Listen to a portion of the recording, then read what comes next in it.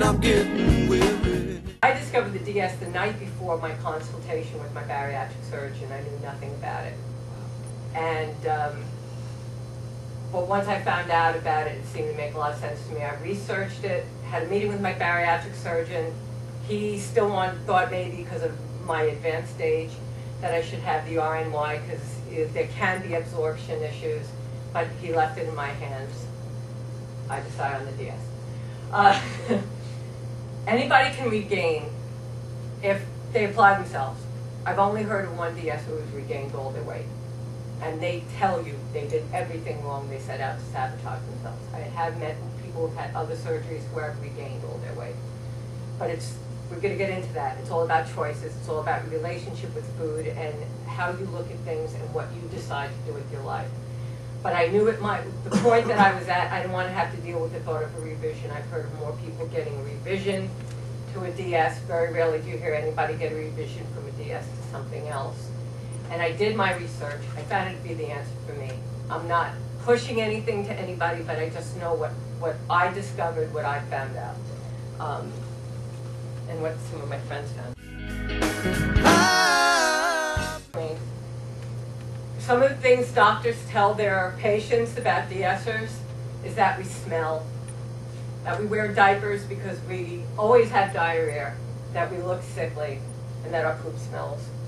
Now, if you can tell me somebody whose poop doesn't smell, no matter what surgery they did or didn't have, I'd like to meet that person because they're probably an anomaly. Because unless they're eating lavender, I'm pretty sure everybody's poop smells. There are some of these issues, but I've met many RNYers who had the same problems. So I kind of don't get it. The thing with the DS, most importantly, is that it is a more difficult surgery to perform. And it's like people say, if you go to a Toyota dealer, he's not going to sell you a Mercedes-Benz. They're going to stick with what they know and what they deal with. So it has a lot to do with, you know, the surgeon that you choose. And I've been lost in my own place, and I'm getting weary. How far? DS tricks can apply to anybody, really. Again, like I said, we are, our malabsorption is greater. The one thing that's really interesting about the DS is that most of us forever malabsorb 80% of the fat that we take in. So hence the carb trick, that when on occasion when I do decide to have carb, if one of my big things is, because I can only eat about a cup at a time, I'll have a nice sized sweet potato, I'll pop it in the microwave, and then I'll put 2-3 tablespoons of butter on it. And you know, I have no gas or anything. Some people say when they have carbs, even RNYers say sometimes they can't handle the carbs because of the gas. I don't have any of those issues. And we can have full fat, pretty much anything, cream cheese, we put cream in our coffee, all that stuff. Sugar's still an issue for a lot of us because sugar, the whole big thing with sugar and simple carbs, the minute it hits your mouth, you start absorbing it. Everything else is kind of handled a little bit by the surgery. Initially, we don't absorb as much protein. And again, with the fats, we only absorb 20% of the fat that we take in pretty much for the duration. But some of the tricks that I do, everybody ought to know this no matter what you do. Protein always first, always. I start my day off with a hell of a kick. Once I started drinking coffee again, because I laid off it for a while, I didn't want to push the stomach. It was a new baby stomach. About 3 months out, I started drinking coffee again. I have a cold in the morning, so just 2 scoops of protein powder in. Yes, you'll find a protein powder you like if you keep looking. There's an ISS research, cookies and cream, 5 pounds, $25, nutrition.com, $4.99 shipping. I'll tell you later if you really care. I'm not pushing product, but the thing that's great about it is it's really 12 16 ounces of cold coffee, 2 scoops of powder in the magic bullet, or shake it, or in a blender. And I got a kick to start my day. I don't even have to add anything else. Some of the other protein powders, there were formulas, a little bit of half and half, a little bit of Splenda. But this stuff, I just throw it in, I'm good to go. And I like sweet stuff. I still have a sweet tooth. 100 grams of protein daily. And then the big thing is I always say, everybody says, oh, no plastic surgery. I hide it. It's cultivated. Many years of up and down with the weight. You're never going to, you very rarely, though I dare now a little bit, but I wouldn't here, because I don't know if anybody's noticed that's staying here. But the kids that are all going into the pool and all these like little 15-year-olds running around, and I figure if they see me in a big, so I'm going to scare the shit out of them. So I'm pretty creepy. But I do this because I love you guys. That's not from bodybuilding. I rebuilt the protein and the muscle in my body by eating 100 grams of protein a day. Nothing else. So I still opt for sugar-free, even though DSs can eat sugar. We historically don't dump, though I do find if I have any kind of liquid that's got sugar in it, sometimes it, by accident, like 7-Eleven makes great iced coffee, they don't tell you it has real sugar in it. And I had it one day when I had fasted for bloods the night before, and like I just wanted to go to sleep. So it was like a sleepy dump. I didn't get like really sick or anything, but it felt queasy and I just wanted to sleep. So I still always opt for sugar-free. I do chewable liquid, adult vitamins, not kids' vitamins, and minerals when they're available. I actually cover that with a board of what I take every day.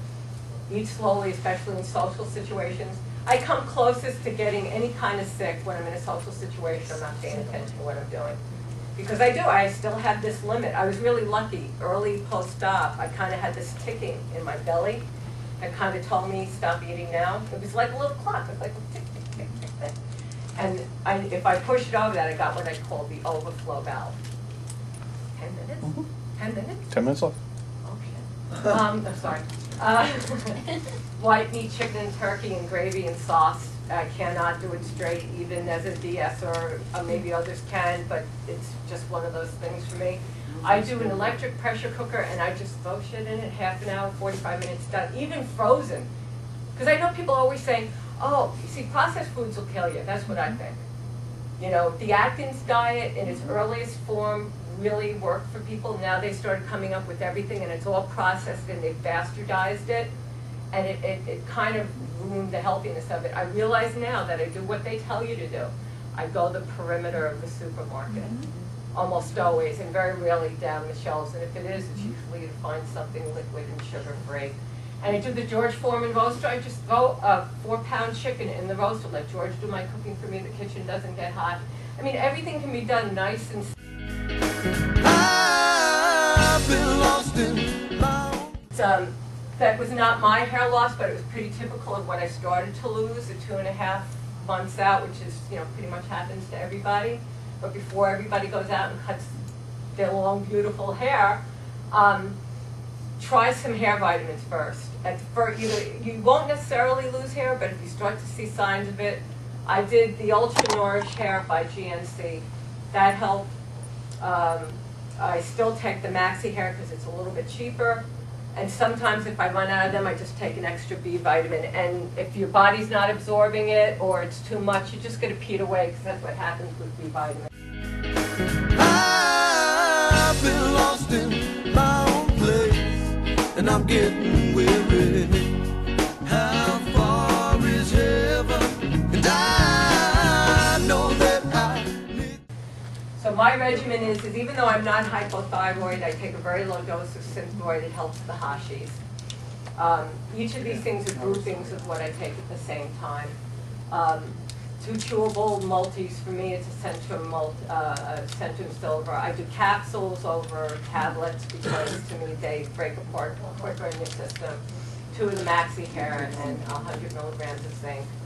I overdo a little bit. This is even beyond what my surgeon told me, but you know my bloods have been very good.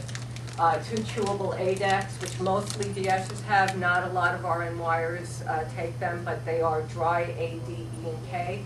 Because we malabsorb so much fat, if we take the fat-soluble vitamins, it's going to wash away. It's going to go away with our elimination. So the dry, our body absorbs better. It stays with us and goes into our bodies better. And 3 times a day, I take a 500 milligram calcium citrate chewable wafers, which I meant to bring down with me, but I didn't. Country Life makes them. They're called Cal Snacks. It tastes like orange cream, so it's really painless. And with one of those doses, I take a vitamin D with magnesium. On an empty stomach before I go to bed, I right before I go to bed, I take some elemental iron, which a lot of de-essers don't need, but I need because of my other health issues. But you don't take iron and synthroid together, so I take them as far apart as possible. The vitamin C helps me absorb the iron better, so I take the vitamin C. And then I take Cymbalta, which I just started taking because I have fibromyalgia. I have mild anxiety and mild depression, and so just 20 milligrams will do you. Sometimes I basically only even take it half.